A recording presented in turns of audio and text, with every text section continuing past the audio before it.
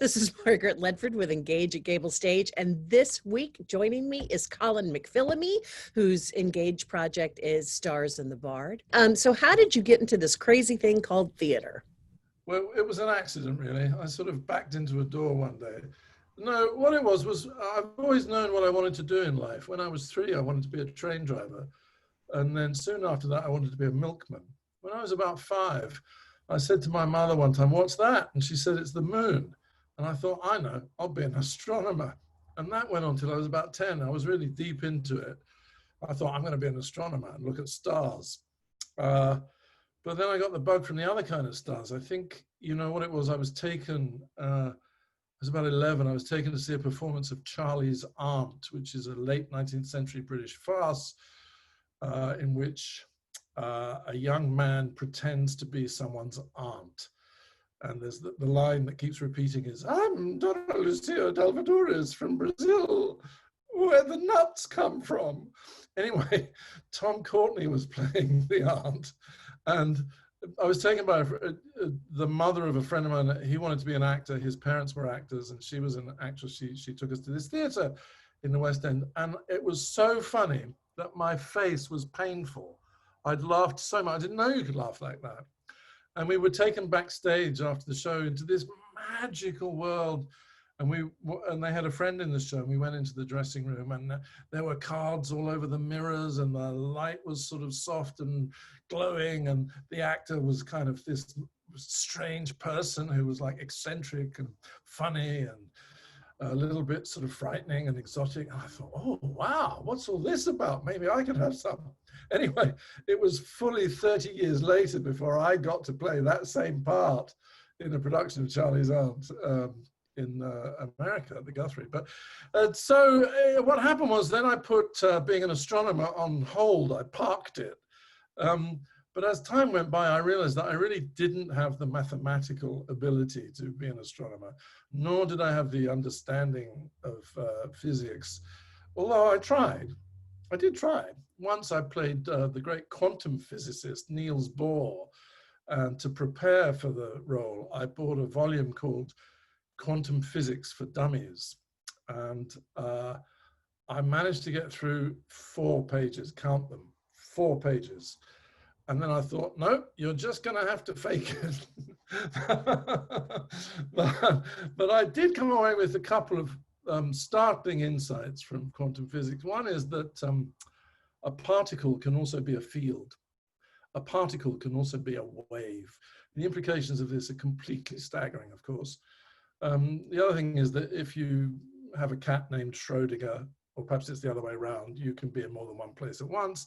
And the other thing is that the act of observation changes the conditions and the result. And of course, any actor can tell you that, right? I mean, what are we without an audience? And the act of being observed, as my acting teacher used to call it, changes everything. So that's a long way of saying, I don't really know how I came into it, except I knew it was a vocation. I was called to it. I didn't want to do it. I had to do it. I think a lot of us feel that way because, of course, as we all know, it really isn't sensible. Although I think it's a great way to spend your life. I mean, my life has pitched itself somewhere between a holiday and a party. You know, as my kids said to me, "Dad, you get paid to travel to places people pay to travel to." And I thought, you know what? He's right. As you probably know, I've returned to my interest in the sky and the stars, and not having the maths or the physics. I've taken up what I like to think of as the sister discipline of astrology. And I say sister because the astrological world is populated much more by women than by men. It's an intuitive art. It's a hybrid. It's the meeting point of logic and intuition, of arithmetic and mythology, of physics and psychology.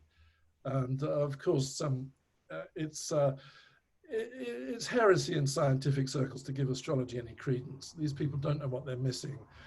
Colin, can you tell us a little bit about your project Stars in the Bard? Of all the people who appear in Stars in the Bard, I am the only one, let me repeat that, the only one who never worked with Joe Adler. I had an instant affection for Joe. And you know how it is when somebody comes along and they say, you know, oh, you were good in that. You tend to like them. So, of course, I met Joe in, well, it was 2006, I think it was, wasn't it? When you and I did Blue Orange. It was a great show. You directed, you did a brilliant job. The guys were wonderful to work with, and that boy, Sean McKinney, who I understand has gone on to great things, was like riffing with some brilliantly talented jazz musician, you know, in that show. Anyway, Joe saw the show, and we said hello. And then I remember maybe a year later or something, I got a phone call just out of the blue from Joe. I want to get you on my stage. And I was like, well, yeah, lovely. And you know, I was just surprised to hear from him.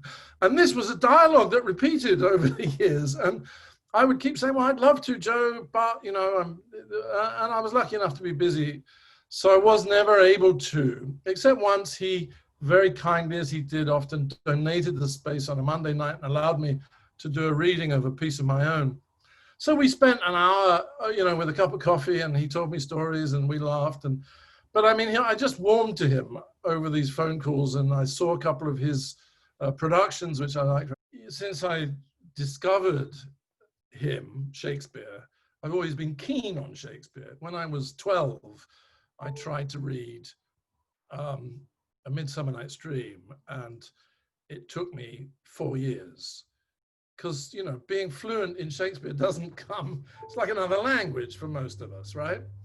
Now that I've been in A Midsummer Night's Dream 5 times, I've played Peter Quince, I played Aegeus, I played Starveling, I played 2 of the 4 fairies, Theseus also, but never Bottom. I'm available. Anyway, so, you know, I was quite keen on Shakespeare. I've been in a dozen or so Shakespearean productions, but not by no means all of them. There's a long way to go.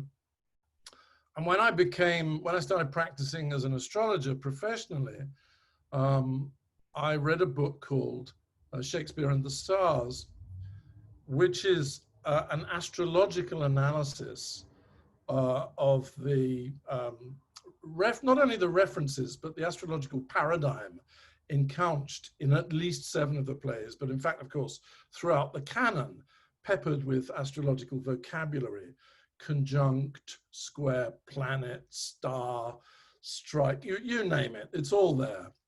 And so, for example, Midsummer Night's Dream is completely under the influence of the moon, and Romeo and Juliet is very mercurial. It's also Geminian, and so on and so forth. And so there's symbolism. Of course, Shakespeare himself, whoever he was or wasn't, stood in the on the cusp, if you like, between the medieval terror-centric scientific paradigm and Newtonian physics. He's sort of in the middle between Copernicus and Newton. So everything was changing in the way the world was understood and the world beyond the earth. And so anyway, I read this book. And I realized, you know what, I've been a Shakespeare fan all my life. I've been involved in multiple productions. I know lots of actors who've done Shakespeare, and directors and designers and producers. None of them, to my knowledge, have made this link between this astrological mystery. And so I became very interested in that. And of course, Shakespeare is not limited to astrology. He's also political, he's religious, he's social, he's alchemical, he's you name it. He's one of those, perhaps the word is archetypal, because his work applies wherever you care to apply it. There's an astrological element that connects Shakespeare and Joe Adler. And I believe I'd be fair, I'm fairly safe in saying that I think you won't find that link made elsewhere. An audience watching Stars in the Bard, what do you hope they walk away with? What do you hope they think about or talk about after seeing it? I suppose I want them to enjoy it, really. I mean, you know, going back to Shakespeare, I remember my acting teacher, George Hall, who was the head of the acting course at the school where I trained in London, saying about Shakespeare that he was writing for a majority audience. You know, will they get it? are the jokes funny? Will the fights work? And will the old fool who plays the king remember his lines? And having played the king in Hamlet, I now know what he was talking about. So there is that in every Shakespeare play which will delight the subtlest mind in the audience, but there's the high and the low comedy. So, I hope that it's an entertaining small piece that's an affectionate tribute, obviously, to a man that we all knew and liked very much. And, he was a man, obviously, who provoked strong opinions. You loved him, you hated him, you certainly didn't ignore him if you knew him at all. And his achievement was considerable. So in that way, there's certainly that element.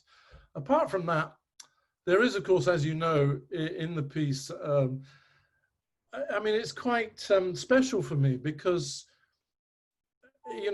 back when I was a kid in London, in the last millennium, if somebody had said to me, you are going to go to Florida and you're going to do 13 plays in 12 years, I would have said, the hallucinogenics have got to stop. That's what I would have said. But, what do I find? I find that I'm granted honorary South Florida status. Florida was a revelation to me, quite seriously. And, there's this wonderful community down there and this collection, this talent pool. And so it's just wonderful to have a chance to talk, as I've been able to do in this piece with a lot of people, by no means everyone.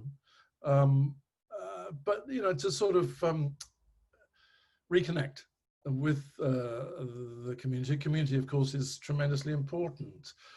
I mean, I think that the theatre experience is, I'll put it this way, it's a dynamic tension of opposites in many ways.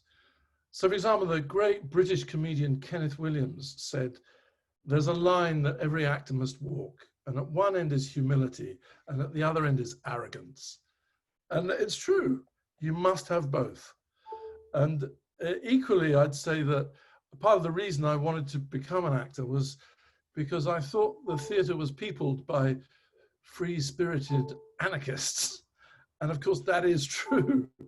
But it's also, at the other end of that scale, peopled by a dedicated community of people in service to the community and to the art. I expect people who are acquainted with the work of Peter Sellers, well, now everybody's getting old, people pass from memory very quickly. There's nothing as forgettable as an actor, let's face it. But Peter Sellers was, of course, one of the greats of the 20th century and a very versatile talent. And of course, his home movies, to me, are endlessly fascinating. He played multiple roles, he switched roles, and so on and so forth. So, I'm acquainted with some of that work, and maybe, I don't know, maybe there's a touch of that in this piece. Maybe, it could be, perhaps. I deny everything. Thank you, Colin McPhillamy, for joining me today. And everybody, September 18th, 7 p.m., Stars in the Bard at Engage at GableStage, exclusively on the GableStage website. Don't miss it. Thanks so much. Okay, ladies and gentlemen, this is a U-certified trailer for, yes, you've guessed it, a U-certified version of Stars in the Bard. Here in Stars in the Bard, it's fast, it's now, it's alive, it's exciting. It's happening at GableStage. Get yourself a ticket. Oh no, it's free. Yes, well, you don't need a ticket. You can just a few clicks and you're there.